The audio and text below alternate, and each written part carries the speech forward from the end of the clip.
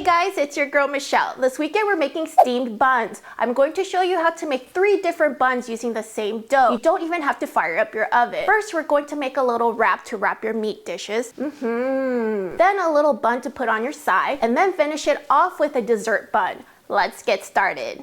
Let's first start with the Autolyse. In a medium-sized bowl, add 250 grams of all-purpose flour, 125 grams of water, room temperature. Mix and knead well. I tested this recipe with and without the Autolyse, and I think the Autolyse really helps improve the texture and flavor of the buns.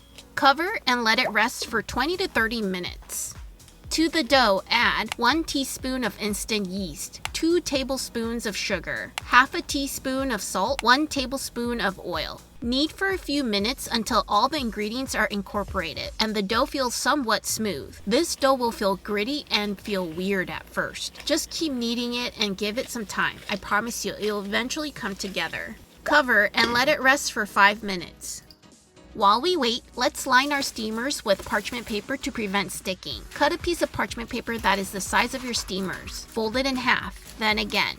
Line the pointy end towards the middle of the steamer, then cut the outside in a quarter circle. I'm also going to cut the pointy end to create a circle so the handle can go through it. I'm using a bamboo skewer to poke holes in my parchment paper for better steam ventilation. I'm using a second steamer basket, so I'm going to repeat the process. After your dough is ready, knead the dough until smooth. This will take roughly 2 to 3 minutes. Use the palm of your hand and apply pressure to the dough against the working surface and push away. Make sure to keep your core muscles tight.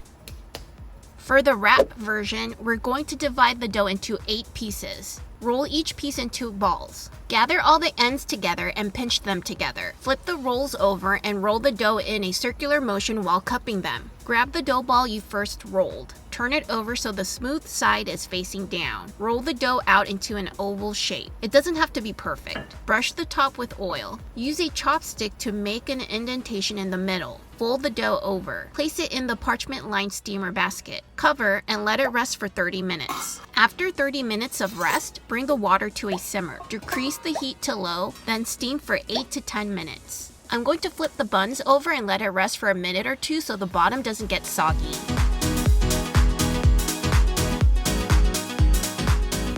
It's like a little Asian taco. So I had some kung pao chicken left over, so I thought it would be perfect to stuff our buns. Oh, it's so good. If this bun is too sweet for you, you can always take out the sugar or put less sugar, but I love the sweet and salty, so it pairs really good together. Now let's make the small rolls. Roll the dough out till thin. Apply light dust of flour if the dough gets too sticky. Apply a splash of water on the dough and spread. Take the top end and start rolling it towards you like a jelly roll. Try to keep it pretty tight. Once you reach the end, roll and stretch it a little. Cut the uneven edges off, but don't throw them out. They'll still be delicious after they're steamed.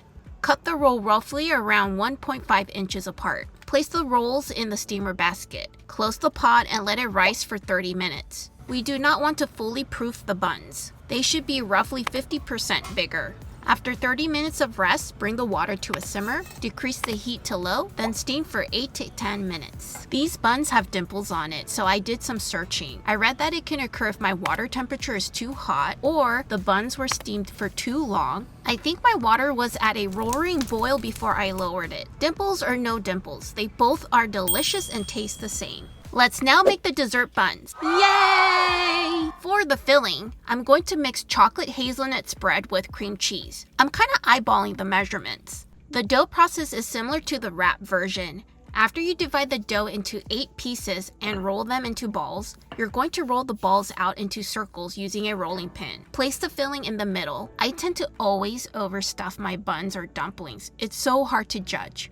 Also, my wrapping skills are not very pretty. Gather the edges together and pinch. Flip the bun over and roll it in a circular motion while cupping it. Place the buns onto a parchment-lined steamer basket, cover, and let it rest for 30 minutes. After 30 minutes of rest, bring the water to a simmer. Decrease the heat to low, then steam for 8 to 10 minutes. Yikes! You can see the chocolate through the skin.